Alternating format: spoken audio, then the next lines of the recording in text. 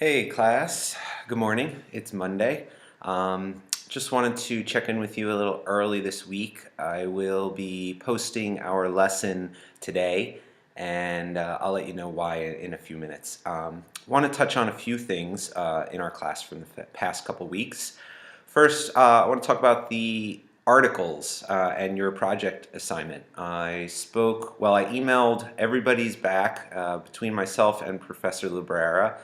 Over this past weekend, we sent out emails to each of you who had submitted article assignments with some feedback. A lot of people, we returned emails with more questions. Not a big deal.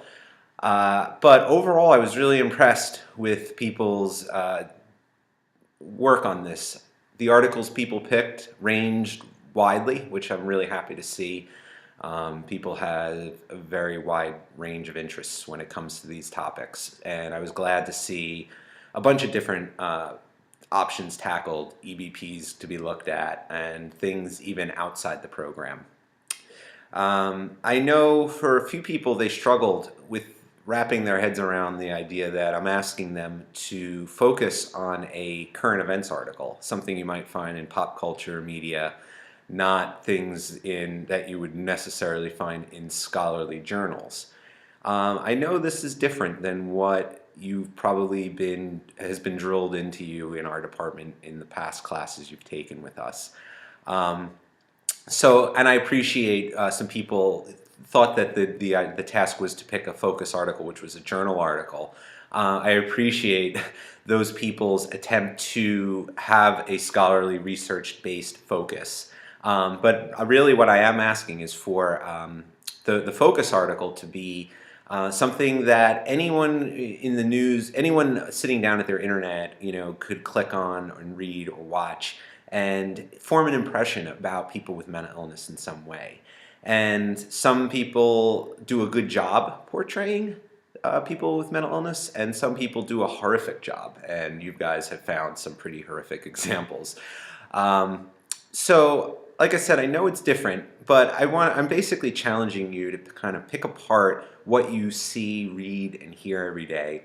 Consider the importance of evidence over the personal experience that you may have had, and I'll try and work around the biases that you have based on the feelings of, well, this has worked for me, even if it may not go, even if it goes against what the research might tell us.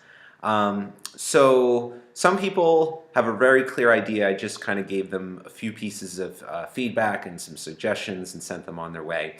A bunch of people I asked for more clarification or just a better framed argument. Some people I needed the actual article. I had a hard time accessing it. The feedback is really just a pass-fail type of grade. You're not graded on what you submitted to me. The ultimate grade will be the final project.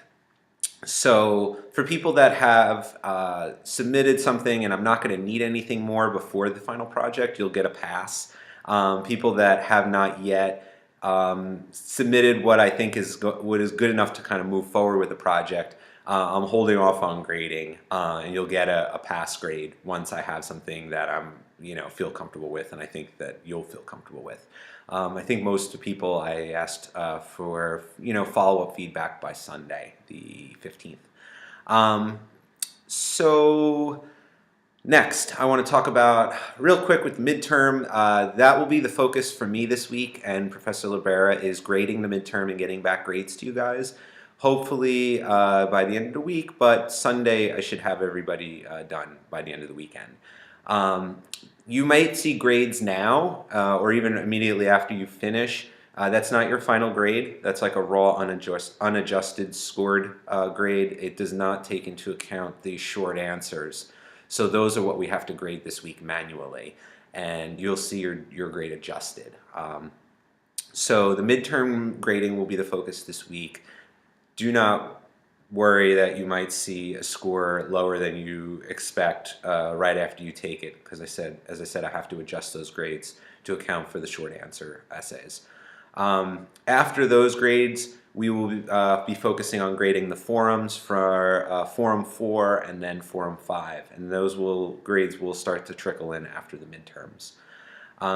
This week, you're going to be looking at IMR and IDDT, two evidence-based practices that are used throughout the mental health field in New Jersey right now.